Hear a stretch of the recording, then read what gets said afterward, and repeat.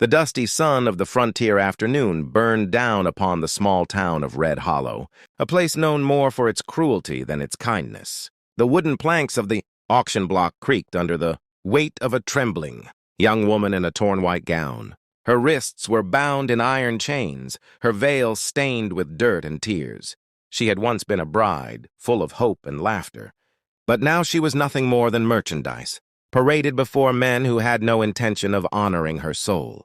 The sheriff, a greedy man with whiskey on his breath, shouted to the crowd, "Gentlemen, here she is! A bride abandoned, a woman in need of ownership." The laughter that followed was cruel, echoing through the street like rattlesnakes in a canyon. Men hooted, jeered, and clinked their coins together. For them, this was entertainment. For her, it was the slow death of dignity. She clenched her jaw, holding back tears, trying not to give them the satisfaction of seeing her break. The crowd swelled. Dust rose from cowboy boots stomping on the ground, and one man shouted a mocking bid, "A silver coin for the runaway bride!" The others roared with laughter, and the woman flinched. She tried to hold her head high, to remember the vows she had once spoken. The promises of love that had been shattered the moment. Her husband sold her off to pay his debts. Each jeer, each coin tossed into the air, cut her deeper than the chains that bound her. She whispered to herself, barely audible, "God, please, send me mercy." Just then, a shadow moved at the edge of the crowd. He was a rancher, tall, broad-shouldered, with a weather-beaten face that carried the scars of loneliness. His name was Elijah Carter, known across the valley as a man who kept to himself, who built fences around his land and his heart. He had buried a wife years ago, leaving him with nothing but his ranch and his young son, Samuel. For years, he had turned away from town gatherings, content to live in silence. Yet something in the sight of that chained bride stirred him. Maybe it was her eyes, filled with fire even in her despair. Maybe it was the way the crowd mocked her, the cruelty he could no longer tolerate. Or maybe it was because he had prayed, just the night before, for someone who could help him raise Samuel, someone who could bring warmth back into a house that had grown too cold. The sheriff's voice broke his thoughts. "Going once! Going twice! Who will take the bride?" More laughter erupted and coins clattered on the ground. The bride closed her eyes, bracing herself for the worst. Then Elijah's voice cut through the jeers, deep and steady. "I'll take her." Silence fell. Heads turned. The sheriff blinked in disbelief. "You, Carter? You never buy nothing but feed and tools. Why a woman?" The rancher stepped forward, his boots striking the ground with finality. He met the bride's tear-stained gaze and said, clear enough for all to hear, "Because my son needs her." The crowd exploded into laughter again, mocking him this time. "Your son needs a chained-up bride?" One man jeered. Another sneered, "He don't need a mother, Carter. He needs a dog." But Elijah didn't flinch. He walked to the block, tossing a leather pouch heavy with gold at the sheriff's feet. "That's my bid. She's mine now. Unlock her." The sheriff, greedy eyes widening at the sight of the gold, didn't argue. He fumbled with the keys and unshackled the bride. She stumbled forward, nearly collapsing, but Elijah caught her arm, steadying her. His grip was firm but not cruel, and his eyes held a promise. He wasn't there to break her spirit. He was there to give her a home. As they walked through the jeering crowd, people spat insults, but Elijah never let go of her arm. Samuel, a small boy with tousled hair, waited by the wagon. His wide, innocent eyes lit up when he saw her, as though he knew before anyone else that this broken bride would be the missing piece of their family. She managed a faint smile at him, and for the first time since her chains were clasped, she felt hope stir in her chest. The townsfolk laughed, but Elijah and the bride ignored them.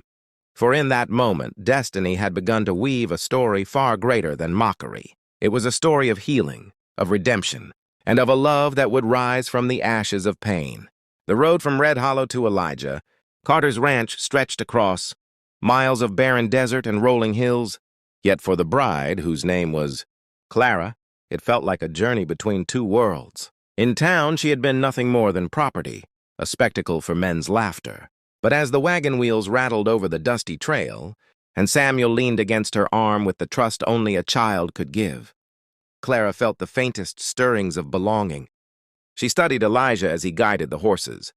His jaw was set, his eyes fixed on the horizon. But beneath that hard exterior, she sensed a man carrying burdens far heavier than his outward strength suggested.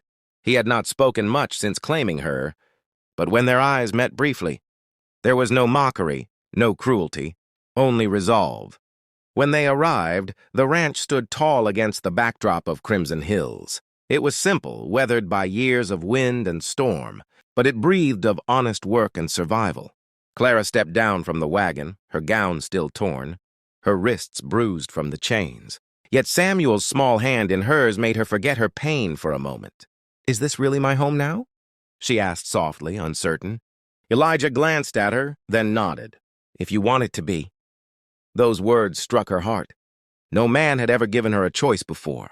Her husband had sold her, the sheriff had chained her, the crowd had mocked her, but this man, rugged and stern, had asked her what she wanted. For the first time in years, she felt seen. Life on the ranch was not easy. Clara rose before dawn, learning to milk cows, gather eggs, and mend fences alongside Elijah. The work blistered her hands, but it strengthened her spirit. Samuel followed her everywhere, laughing again in ways Elijah hadn't heard since his wife passed. At night, when the crickets sang and the fire crackled, Clara would tell Samuel stories of knights and queens, of hope and courage. Elijah would sit quietly, listening from his chair, his heart thawing as her voice filled the empty spaces of his home. The walls that had once echoed with silence now carried warmth again. But not everyone approved. When Elijah rode into town with Clara at his side, the whispers never ceased. "That's the auction bride. Carter. Bought her in chains. What kind of home can that be?"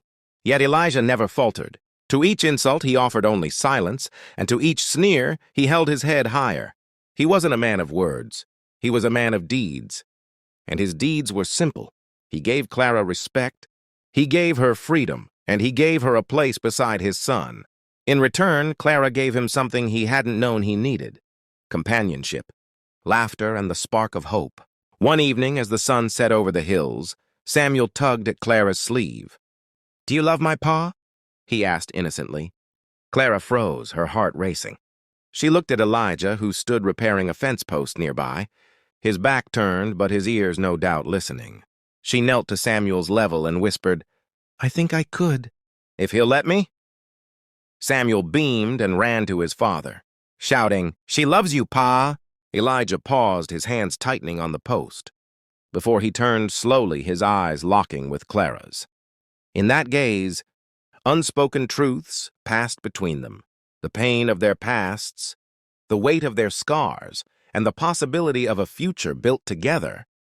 The townsfolk had laughed when she was auctioned in chains, mocked when Elijah claimed her, and sneered when she walked by his side. But none of their laughter mattered anymore. For in the quiet strength of a lonely rancher, and in the innocent faith of a child, Clara had found not just freedom, but family. And Elijah, who had once prayed only for someone to care for his son, realized he had been given something far greater: a woman who healed the cracks in his own soul. So if you followed this story until the end, remember, sometimes the world will laugh at your pain, at your choices, at the love you hold dear. But true strength lies in standing firm, in choosing what others cannot see. And just like Elijah and Clara, you too can find hope where the world only sees despair.